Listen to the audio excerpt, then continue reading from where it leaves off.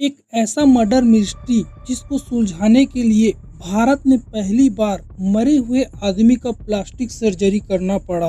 अपराधी ने लाश को छोटे छोटे टुकड़े में काटकर पेपर में लपेटकर फेंक दिया था। डॉक्टर को पोस्टमार्टम करने के लिए 8 से 10 घंटे का वक्त लगा। बेला रानी केस मशहूर मर्डर क्या है, पूरा कहानी आइए जानते हैं सिलसिलेवार तरीके से। वीडियो शुरू करने से पहले चैनल को सब्सक्राइब नहीं किए हैं तो चैनल को सब्सक्राइब कर लीजिए। तारीख थी 30 जनवरी 1954। कोलकाता की जगह थी डालीगंज। सुबह सुबह का वक्त था, अभी दुकान भी नहीं खुली थी। सफाई कर्मचारी सड़कों पर झाड़ू लगा रहे थे, अखबार वाले घर घर में अखबार पहुंचा रहे थे। तभी डालीगंज के केवरा तला शमशान घाट के पब्लिक टॉयलेट के पास अखबार के कुछ बंडल दिखाई देते हैं जो नारियल की रस्सी से बंधा हुआ था।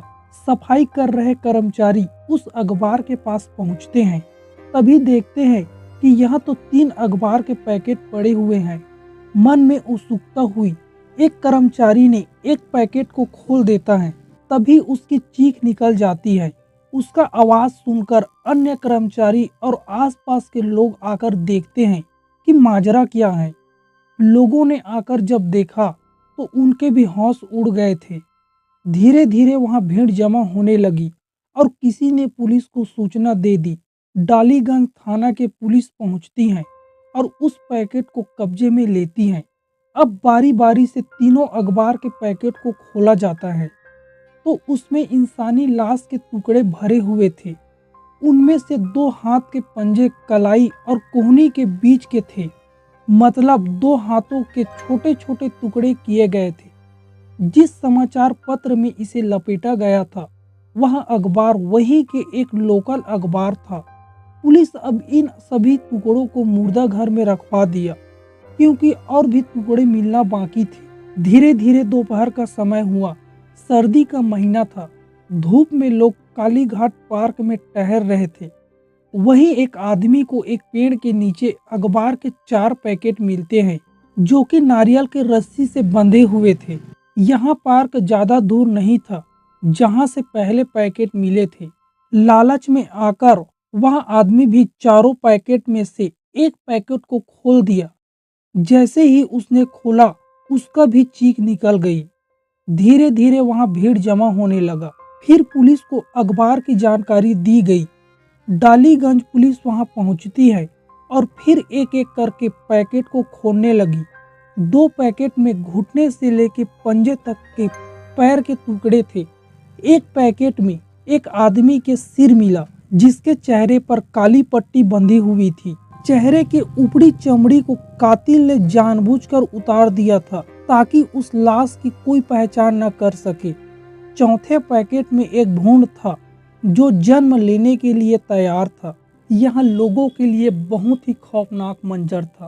पुलिस आसपास छानबीन किया कि हो सकता है कातिल कोई सुराग छोड़ गया हो। सुराग तो नहीं मिला पर एक और पैकेट मिल गया। उसे भी खोला गया।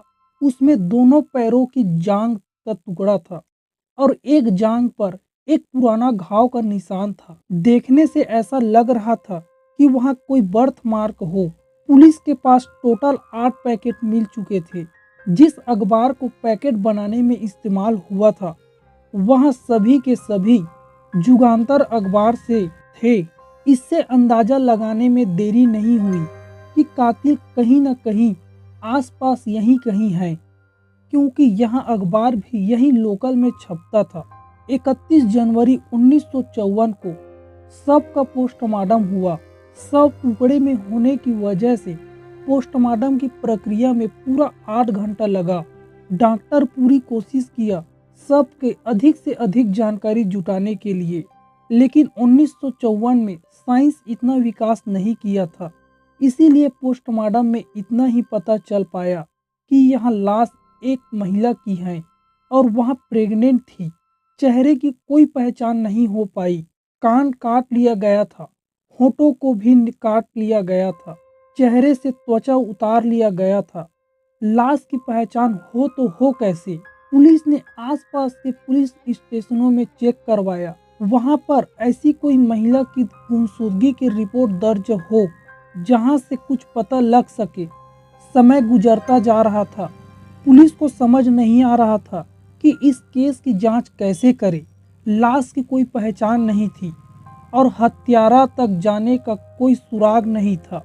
किसी भी थाने में कोई महिला की गुमशुदगी की रिपोर्ट नहीं थी। महिला के घर वाले भी सामने नहीं आ रहे थे। पुलिस इस केस को कोलकाता डिटेक्टिव डिपार्टमेंट को सौंप देती है। अब इस केस को देखने वाले थे समरेंद्र नाथ घोष। उस समय के बहुत ही तेज और इंटेलिजेंट डिटेक्टिव थे। लोग कहते हैं यह अपने इन्वेस्टिगेशन में कभी नहीं हारे, उसे सुलझा कर ही रहते हैं। जब यह केस उसे मिला तो चैलेंज ये था, क्योंकि लाश के चेहरे नहीं थे, उनको पहचाने तो पहचाने कैसे। वह इस पर सोच विचार करना शुरू कर दिया। फिर उसके दिमाग में आया कि क्यों ना हम इस लाश के चेहरों को प्लास्टिक सर्जरी करवाएं, ताकि एक बेहतर हुलिया का पता लग सके। उन दिनों कोलकाता में एक मशहूर प्लास्टिक सर्जन थे जिनका नाम था डॉक्टर मुरारी मोहन मुखर्जी था। अब समरेंद्र घोष जाते हैं डॉक्टर मुरारी मोहन के पास और जाकर बताते हैं कि एक मेरे पास ऐसी लाश है जिनके चेहरे से स्क्रीन उतार लिया गया है और साथ ही हाथ पांव भी मिले हैं जिन पर स्किन मौजूद है। क्या आप इसके अन्य अंगों के स्किन लेकर चेहरा बना सकते हैं? डॉक्टर मुरारी ने कहा, ठीक है, हम कोशिश करेंगे। अब डॉक्टर मुरारी की टीम लग गई सर्जरी करने में। लाश के जो टुकड़े थे वहां से स्किन को निकाला गया और चेहरे पर प्लास्टिक शुरू हुई। डॉक्टर ने अपने स्किल से एक चेहरा तैयार कर लिया। डॉक्टर को खुद भी पक्का यकीन नहीं था कि यह चेहरा मेल खाएगा कि नहीं, पर इतना पता था काफी हद तक ठीक है। यह भारत का पहला ऐसा केस था जिसका खोजबीन करने के लिए प्लास्टिक सर्जरी का सहारा लिया गया था। प्लास्टिक सर्जरी के जरिए एक फेस अब सामने था। उस फेस की ढेर सारी फोटो निकाली गई, अखबारों में छपवाए गए, पोस्टर बनाकर दीवारों पर लगाया गया। फायदा कुछ नहीं हुआ, क्योंकि कोई भी आदमी लाश की पहचान करने के लिए निकला ही नहीं। 30 जनवरी को लाश मिली थी। खोजबीन करते हुए 25 फरवरी आ गया। लगभग एक महीना निकल जाने के बाद भी कोई लीड हाथ नहीं लगी। रात दिन डिटेक्टिव घोष लगे हुए थे। किसी तरह इस केस को हल करना है तो करना है, क्योंकि यह केस कोई आम केस नहीं था। 25 फरवरी के दिन समरेंद्र घोष की तबीयत कुछ खराब लग रही थी, तो ऑफिस से जाते हुए अपने ड्राइवर को कहते हैं कि रास्ते में कोई मेडिकल स्टोर देखकर गाड़ी रोक लेना, हमें कुछ दवाई लेनी है। समरेंद्र घोष खांसी सर्दी बहुत तकलीफ दे रहा था। थोड़ी ही दूर जाकर ड्राइवर ने गाड़ी रोक दिया, जहां 2 मेडिकल स्टोर थे। रात के 9:30 बज रहे थे, तो एक स्टोर वाला अपना दुकान में ताला लगा रहा था। बगल में ही दूसरी मेडिकल स्टोर खुली थी। घोष दुकान पर जाकर एक सर्दी खांसी के सिरप मांगते हैं, तो दुकानदार कहता है, हमारे दुकान में सिरप तो नहीं है, आप चाहे तो टेबलेट ले सकते हैं। उस पर घोष बोलते हैं, कोई बात नहीं, तुम्हारे पास नहीं है तो हम कहीं और से ले लेंगे। और तुम ये बताओ, इतना अच्छा पर जगह है तुम्हारा, सामान नहीं रखोगे तो यहाँ बैठकर बिक्री क्या करोगे? तो वहाँ दुकानदार ने बोला, साहब मैं तो इस दुकान का नौकर हूँ, मालिक माल भरेंगे तब तो रहेगा, मालिक तो 1 महीने से इधर आए भी नहीं है। अब घोष गाड़ी में बैठते हैं। गाड़ी आगे बढ़ती जा रही थी और दिमाग में नौकर की बात चलने लगा। कैसे मालिक हैं जो महीनों महीनों दुकान पर नहीं आता? तुरंत महीनों महीनों वाली शब्द पर दिमाग का सुई रुक जाता है और ख्याल आता है कि 1 महीना पहले तो एक लाश मिली थी, पर वह लाश तो महिला की थी। क्या उन दोनों में कोई कनेक्शन हो सकता है? ड्राइवर से गाड़ी घुमाने को कहा और उस दवाई की दुकान पर वापस जाते हैं। कहते हैं, अपने मालिक को बुलाओ, हम उन्हें समझाते हैं कि दुकान पर ध्यान क्यों नहीं देते। तो दुकान का नौकर कहता है, हमें मालूम नहीं अभी कहाँ होंगे, पर उसने पुलिस वाली गाड़ी देख लिया था, इसीलिए कहा उसका नाम और घर का पता दे सकते हैं। उस आदमी का नाम वीरेंद्र दत्त था। डिटेक्टिव घोष पता लेकर अपने घर जाने की बजाय वीरेंद्र के घर जाते हैं तो देखते हैं कि उनके घर पर ताला लगा हुआ था। पास ठहर रहे लोगों से पूछते हैं कि ये वीरेंद्र दत्त का घर तो है ना। लोगों ने कहा यह वीरेंद्र दत्त का ही घर है। वहीं एक महिला सब बातें सुन रही थी। वह नजदीक आकर कहती है कि वीरेंद्र दत्त से आपको मिलना है, पर वह 30 जनवरी से यहाँ नहीं रह रहे हैं। घोष पूछते हैं आपको यहाँ एग्जैक्ट तारीख कैसे पता है? तो महिला बोलती है साहब उसकी पत्नी को बच्चे होने वाला है तो उसे अस्पताल में भर्ती करवाया था और अपने लड़के को मेरे पास रख गया था, जो फिर 30 जनवरी को आकर वापस ले गया, इसीलिए मुझे तारीख याद है। घोष अब उससे पूछते हैं अभी कहाँ होगा? तो वह महिला बताई सही सही तो नहीं मालूम, और उसकी बीवी देख रेख करने वाला यहाँ कोई नहीं था, तो यहीं कहीं उसके रिश्तेदार रहते हैं, वहीं गया होगा, लेकिन मुझे सही सही पता नहीं। सामेंद्र घोष की टीम किसी तरह वीरेंद्र दत्त का घर का पता निकाल लेती है। जब पुलिस वहां पहुंचती है तो वहां वीरेंद्र तो नहीं था, पर एक महिला एक बच्चे को लेकर बैठी हुई थी। पुलिस उस महिला से कुछ नहीं पूछते वापस आ जाते हैं। इतना तो समझ ही गया कि यहाँ बेला तो नहीं है। टीम को सादा वर्दी में वीरेंद्र के घर के अगल बगल में तैनात कर देते हैं। 25 फरवरी को घोष मेडिकल स्टोर पर गए थे। 26 फरवरी को वीरेंद्र का घर मिला और घर के अगल बगल सिविल ड्रेस में पुलिस लगाया, और 27 फरवरी को एक आदमी सुबह सुबह दबे पांव उस घर के अंदर में दाखिल हुआ। पुलिस वालों ने उसे अंदर जाते हुए देख लिया था, फिर उसके वापस आने का इंतजार करने लगते हैं। थोड़ी ही देर में वहां आदमी बाहर निकलता है। पुलिस वाले सिविल ड्रेस में थे। दूर से ही एक पुलिस वाला आवाज लगाते हुए उसे बुलाता है, वीरेंद्र दत्त। वहीं पर रुक गया और पीछे मुड़कर देखने लगा।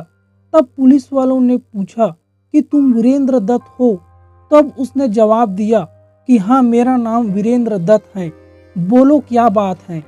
एक पुलिस वाले उसे कहते हैं चलो कुछ बातें करना है। उसे गाड़ी में बैठाकर पुलिस हेडक्वार्टर ले जाते हैं, जहां पर पहले से ही समरेंद्र घोष मौजूद थे। उन्होंने पहला सवाल किया कि तुम्हारी पत्नी बेला कहाँ है? तो वीरेंद्र गोल गोल बातों को घुमाता है और ज़्यादा देर तक वहाँ झूठ नहीं बोल सका और पूरी स्टोरी बताना चालू कर देता है, जो इस प्रकार है। जब वीरेंद्र दत्त बचपन में, तभी उसके माँ का देहांत हो गया था और कुछ ही दिनों बाद पिता भी मर गए थे। उसके 2 बड़ी बहनें थीं जो उसकी देखभाल किया करती थी। दोनों बहनें कोलकाता शहर से बाहर रहती थी, तो वीरेंद्र के चाचा उसको अपने घर ले आए। वीरेंद्र के चचेरे भाई सभी बड़े हो चुके थे, इसीलिए वे सब वीरेंद्र को काफी लाड दुलार करते थे। चाचा भी बहुत मानते थे, क्योंकि उसके सर से बचपन में ही माँ बाप का साया उठ गया था। अब वीरेंद्र चाचा के ही घर पर रहकर पढ़ाई लिखाई करने लगा, लेकिन फिर वहाँ अपने बहन के यहाँ भाग गया, क्योंकि वहाँ पढ़ाई का दबाव नहीं था। लेकिन चाचा यहाँ स्कूल में पैसे भर रहा था, इसीलिए जाकर फिर उसे वापस लेकर आ गए और समझा बुझाकर उसे कोलकाता में ही रहकर ही पढ़ाई को पूरी करने को राजी कर लिया। बाद में चचेरे भाई ने एक मेडिकल स्टोर खोल दिया और उस दुकान को वीरेंद्र के नाम पर कर दिया और कह दिया कि यह दुकान अब तुम्हारा है, तुम इसे चलाओगे और अपना भविष्य सुधारोगे। वह अभी भी चचेरे भाइयों के घर पे ही रहते थे। भाई की शादी हो चुका था और उसकी एक बेटी थी जिनका नाम था कमला। कमला और वीरेंद्र रिश्ते में चाचा भतीजी थे और उसका खून का भी रिश्ता था। उन दोनों की उम्र में महज 4 या 5 साल का अंतर था। चाचा वीरेंद्र 24 साल का था और भतीजी कमला 19 साल की थी। दोनों एक छत के ही नीचे रहते थे और फिर धीरे धीरे एक दूसरे से प्यार हो गया। जब यह बात घर वाले को पता चली तो इस संबंध को स्वीकार करने से मना कर दिया, क्योंकि दोनों चाचा भतीजी थे और एक ही खानदान के थे। लेकिन यह दोनों इस बात को मानने से तैयार नहीं थे। फिर क्या था, दोनों एक दिन घर छोड़कर भाग जाते हैं और कोलकाता में ही एक भाड़े का घर लेकर रहने लगते हैं। और घर वाले को बताया कि हम दोनों पति पत्नी हैं, लेकिन दोनों का विवाह नहीं हुआ था। कमला बोलती थी कि चलो हम दोनों शादी कर लेते हैं, लेकिन वीरेंद्र मना कर देता था। कमला और मोहल्लों वालों की तसल्ली के लिए वीरेंद्र ने कमला के गले में मंगलसूत्र डाल दिया और मांग में सिंदूर डाल दिया। फिर कमला कहीं बाहर निकलती, उनकी न ही सामाजिक रीति रिवाज से शादी हुई थी, न ही कानूनन। लेकिन कमला यहाँ सोचती थी कि वीरेंद्र ने मंगलसूत्र पहना दिया है तो हम दोनों पति पत्नी हो ही गए। वीरेंद्र उसका नाम बदलकर बेला रानी रख देता है। दोनों साथ में रहने लगे और वीरेंद्र के मेडिकल स्टोर अच्छी खासी चलने भी लगी। दोनों खुश थे। उन्हें एक बच्चा भी पैदा हुआ। कमला कहने लगी कि हमें अब बच्चों के बारे में घर वालों को बता देना चाहिए, लेकिन वीरेंद्र मना कर देता था। वह जानता था वह भी इस शादी का विरोध कर रही थी, लेकिन फिर भी बहन भाई के लिए हमेशा शुभचिंतक रहती है। वह इस तरह से प्यार करती थी जैसे पहले करती थी, लेकिन कमला को अपनी भाभी नहीं मानती थी। एक दिन वीरेंद्र को अपने बहन के घर में ही मीरा नाम के एक लड़की से मुलाकात होता है। वह उसे पसंद आ जाता है और उसकी बहन मीरा के साथ सामाजिक रीति रिवाज के साथ वीरेंद्र और मीरा की शादी करवा दिया। अब इनके दो बीवियां हो गई। पहली पत्नी तो कमला थी ही, अब दूसरी मीरा रह गई। कमला ने हाल फिलहाल ही एक बच्चे को जन्म दिया था। मीरा कमला को नहीं जानती थी और कमला मीरा को नहीं जानती थी। अब वीरेंद्र एक और घर किराए पर ले लिया, जो कमला वाले घर से थोड़ी ही दूर पर था। और फिर शुरू होती है वीरेंद्र की दोहरी जिंदगी। ज्यादातर वक्त वहाँ कमला के साथ रहता था और रात में मीरा के साथ। कमला पूछता कि तुम रात में कहाँ रहते हो, तो वह यह कह देता कि रात में दवाई की सप्लाई होती है, उसी में मैं व्यस्त रहता हूँ। जब मीरा पूछती थी कि तुम दिन में क्यों नहीं आते घर, तो उसे कहता था कि तुमको मालूम होना चाहिए कि मेरा एक मेडिकल स्टोर की दुकान है, उसी में मैं काउंटर संभालता हूँ। अब दोनों पत्नियों को समय देना होता था, इसीलिए वह दुकान पर ज्यादा समय नहीं दे पा रहा था, जिस वजह से उसने एक नौकर रख लिया था। इसी बीच मीरा प्रेग्नेंट हो गई, लेकिन उसका इत्तेफाक से मिसकैरेज हो गया, जिसके वजह से मीरा को गहरा आघात लगा और वह मीरा बिल्कुल टूट गई। बच्चे के नुकसान होने पर मीरा को बहुत दुख था और उधर कमला का बेटा वक्त के साथ बड़ा होता रहा। अब साल आती है 1953 का और फिर कमला प्रेग्नेंट हो गई। एक उसके पहले से ही बच्चा था और दूसरा का नंबर लग गया। वीरेंद्र के दिमाग में यह सब चलने लगा कि कारोबार पर से ध्यान हटने से ठीक ठीक नहीं चल रहा। दो घर का किराया दे देकर, घर के खर्चे उठा कर पहले से ही खर्चा बढ़ा हुआ है और दोहरी जिंदगी में एक न एक दिन भांडा फूट भी जाएगा। कमला मीरा के बारे में और मीरा कमला के बारे में जान ही जाएगी। यही सब चिंता उसे सताए जा रही थी और एक एक दिन गुजरते हुए 9 महीने निकल गया। बच्चे होने का दिन पूरा होने वाला था। तभी उसके मन में एक विचार आता है कि मुझे दोहरी जिंदगी से छुटकारा पा लेना चाहिए। इसी में अब दोनों में से उसे एक को चुनना था। उसने चुना कमला को रास्ते से हटाने के लिए, जिसे समाज, घर, बिरादरी से बगावत करके अपनाया था। अब कमला से उसे छुटकारा पाना था। तारीख थी 27 जनवरी 1956। कमला को निपटाने के लिए उसके दिमाग में एक प्लानिंग चल रहा था। अब रोज उसे झगड़ने लगा और उसे उस पर इल्जाम लगाने लगा कि जो बच्चा तुम्हारे पेट में है वह मेरा बच्चा नहीं है। और उधर मीरा को कन्विंस करता कि देखो, हम लोगों का तो बच्चा तो नहीं है, क्यों ना हम लोग एक बच्चे को गोद ले ले और उसका पालन पोषण करेंगे, तुम्हारा भी दिल लगा रहेगा। यह सुनकर मीरा बहुत खुश हो गई। फिर मीरा पूछने लगी कि बच्चा गोद लेंगे कहाँ से। तो उसको वीरेंद्र ने समझाया कि मेरा एक दोस्त था, वह एक्सीडेंट में मारा गया, साथ में उसकी पत्नी का भी निधन हो गया, उसका एक छोटा बच्चा है, उसी को ले आते हैं। 27 जनवरी 1954 को रात में वीरेंद्र कमला के घर पर जाता है और अफेयर वाले बात को लेकर झगड़े करना लगता है। बेटा किसी दूसरे कमरे में सो रहा था और झगड़े के दौरान वीरेंद्र कोई वजनी चीज से कमला के सर पर दे मारता है। फिर जब कमला गिर गई तो उसका गला घोंटकर मार देता है। जब तसल्ली हो गई कि कमला मर चुकी है, तब वीरेंद्र अलमारी को खाली करता है और कमला की लाश को अलमारी में रखकर ताला लगाकर अपने बेटे के साथ सो गया, जैसे कुछ हुआ ही ना हो। वह यह जानता था कि जब भी कमला बाहर जाती थी तब अपने बच्चे को पड़ोस की एक महिला को संभालने को दे जाती थी। 28 जनवरी की सुबह हो गई। वीरेंद्र उठा और उस महिला के पास गया जिसको कमला बच्चे को संभालने को देती थी। उससे कहता है, कभी भी लेबर पेन हो सकता है, कभी भी अस्पताल ले जाना पड़ सकता है, क्या आप मेरे बेटे को 1-2 दिन के लिए अपने पास रख सकोगी? उस औरत ने कहा। उस औरत ने उसके बेटे को रख लिया।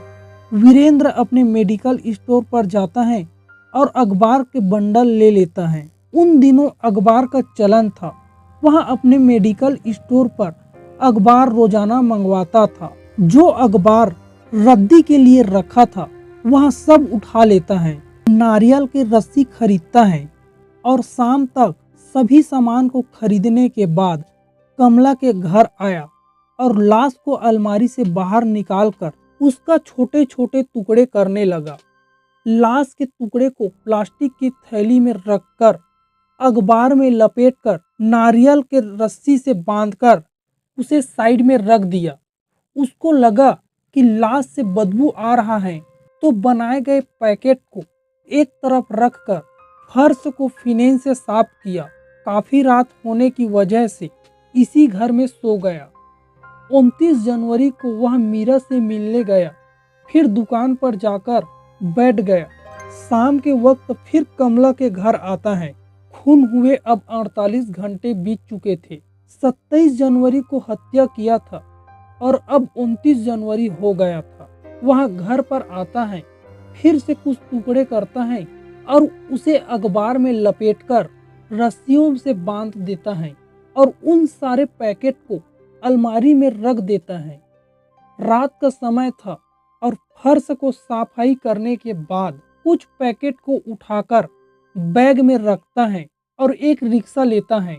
डालीगंज जाकर जहां सन्नाटा था वहां 3 पैकेट फेंक देता है। फिर घर आया और बैग में बचे पैकेट को भरता है। फिर एक रिक्शा लेता है और काली घाट पार्क पहुंचकर वहां 4 पैकेट को फेंक देता है। थोड़ी ही दूर पर अंतिम और 8वां पैकेट भी फेंक कर घर जाकर आराम से सो गया। 30 जनवरी के सुबह जाकर उस पड़ोसी से अपना बच्चा वापस लेता है और उस महिला का बच्चे को संभालने के लिए शुक्रिया अदा करता है और कहा, आज बेला का डिलीवरी है, बाकी रिलेटिव भी वहां आने वाले हैं, मैं अपने बेटे को ले जा रहा हूं। उससे बच्चे को ले जाकर मीरा के गोद में रख दिया और कहा, यही वो बच्चा है जिसके माता पिता एक एक्सीडेंट में मर गया। यह पूरी कहानी वीरेंद्र दत्त सामने बैठे समरेंद्र घोष को सुनाता है। वहाँ जितने भी लोग बैठे थे ये स्टोरी सुन रहे थे, सभी लोग हैरान थे। खैर, उन्होंने गुनाह तो कबूल कर लिया, अब बारी थी सबूत इकट्ठा करने की। कमला जिस हॉस्पिटल में जाती थी वहां से पता किया गया तो पता चला कि कमला प्रेग्नेंट थी और लाश की पहचान के लिए कमला के मां को भी बुलाया गया।